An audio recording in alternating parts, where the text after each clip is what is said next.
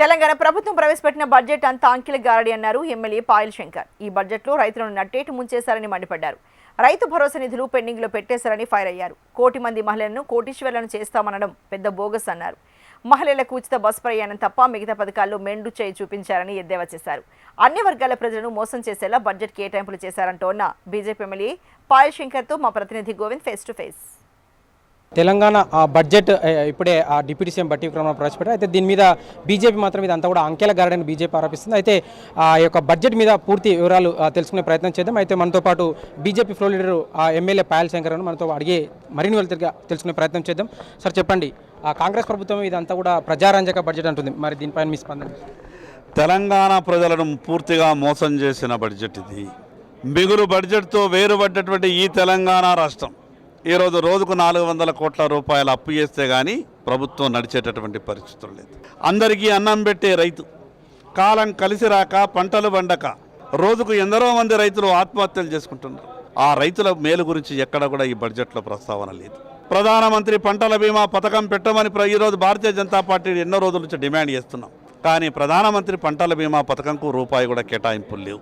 సంవత్సరానికి 20,000 కోట్ల రూపాయలు బీసీ సప్లాన్ నిధులు ఇస్తామని చెప్పారు కామారెడ్డి వీళ్ళ డిక్లరేషన్లో. 3 బడ్జెట్లు అయిపోయినాయి. 60,000 కోట్ల రూపాయలు రావాలా, 6 రూపాయలు కూడా బీసీ సప్లాన్ రాలేదు. రైతుకు ఇవ్వాల్సింది ఇస్తలేరు, బీసీలకు మొండి చేయి చూపించారు, ఎస్సీ సప్లాన్ నిధులు ఖర్చు చేస్తలేరు.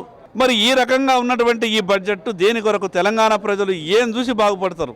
ఈ బడ్జెట్ వల్ల తెలంగాణ ప్రజల జీవితాలు ఎట్లా మారుతాయి? విద్యలో మోసం, వైద్యంలో మోసం. ఈరోజు పేద విద్యార్థి పేదలు చదువుకోవడానికి ఏదైనా ప్రైవేట్ కాలేజీకి పంపితే ఫీజు రియంబర్స్మెంట్ రాదు, మేము మీకు సీట్ ఇవ్వమంటారు. పేదవాడు వైద్యానికి దవాఖానకి వెళ్తే మా దాంట్లో ఈ రాజీవ్ ఆరోగ్యశ్రీ డబ్బులు వస్తలేవు కాబట్టి మేము వైద్యం చెయ్యమంటారు. వైద్యంకి వెళ్ళినా ఇబ్బంది ఉన్నది, విద్య చదువుకోవడానికి వెళ్ళినా ఇబ్బంది ఉన్నది. కాబట్టి పూర్తిగా బోకస్ బడ్జెట్. సార్ మీరేమో రాష్ట్రంలో శాంతి భద్రతలు లేవు అని మీరు అంటున్నారు. అయితే కాంగ్రెస్ ప్రభుత్వం ఏమంటుందంటే మేము మహిళలకు ఉచిత ప్రయాణం ఇచ్చాం, మహిళలకు 1 కోటి మంది మహిళలను కోటీసులను చేసే ప్రయత్నం చేస్తా ఉన్నాం, అదేవిధంగా మహిళల ఆత్మగౌరవం కాపాడేందుకు కూడా మంచి నాణ్యమైనటువంటి ఇందిరమ్మ చీరలను ఇచ్చామని మీ మహిళలను ఇదంతా కూడా మహిళల సంక్షేమ ప్రభుత్వం అని కాంగ్రెస్ ప్రభుత్వం చెప్తుంది.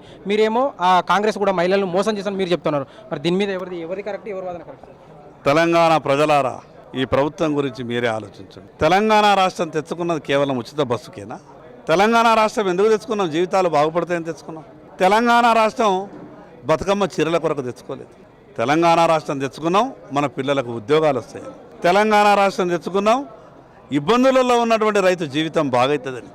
తెలంగాణ రాష్ట్రం తెచ్చుకున్నాం పెండింగ్ ప్రాజెక్టులన్నీ కూడా కట్టుకునే రైతులకు నీళ్ళు ఇస్తామని చెప్పి. విద్య దొరకతలేదు. ఆంధ్ర ప్రాంతం ఉన్నటువంటి ఆ విద్య, అక్కడ ఉన్నటువంటి కాలేజీలే, అక్కడ ఉన్న నారాయణ చైతన్యలే అన్నారు.